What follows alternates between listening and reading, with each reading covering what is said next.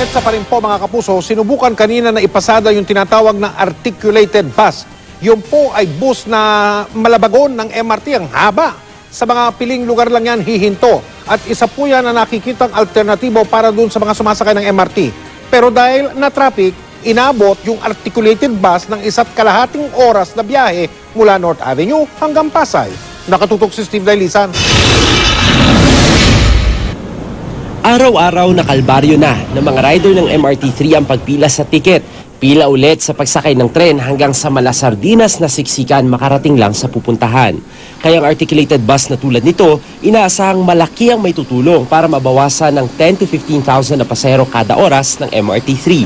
Mula MRT North Avenue Station kasama ang mga opisyal ng DOTC, LTFRB, MRT at MMDA umarangkada sa unang pagkakataon ng articulated bus. Sa habang 19 meters, katumbas ang dalawang bus.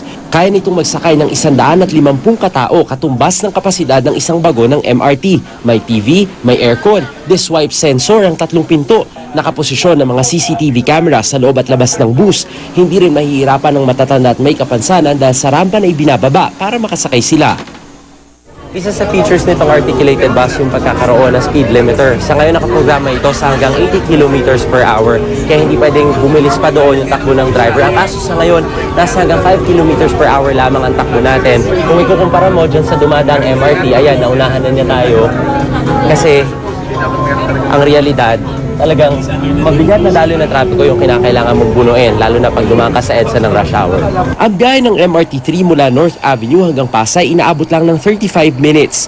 Pero ang articulated bus mula North Avenue na hihinto lang sa Buendia, Ayala at Taft sa Pasay, inabot ng halos 1.5 oras kahit patapos na ang rush hour nung bumiyahe ito. Hindi natin maikukumpara yung biyahe natin along the road with MRT, no?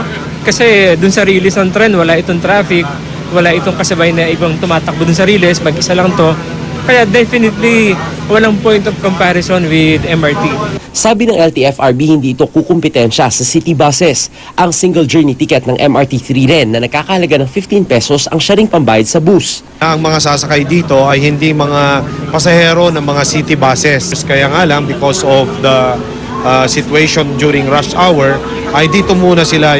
Pag-aaralan naman ng MMDA kung bibigyan ng special lane ng articulated bus, lalo't problema ang volume ng mga sasakyan sa EDSA.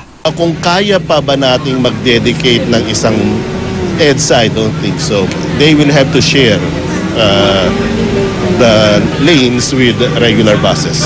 Ang tanong, kagating kaya ng mga suki ng MRT3 ang articulated bus? Kasi ganun din dadaan din siya ng EDSA . Paano pag naging traffic yung dadaanan niya? Di magiging matraffic din. Tingnan din natin kung makakatulong siya. Bukan nyo?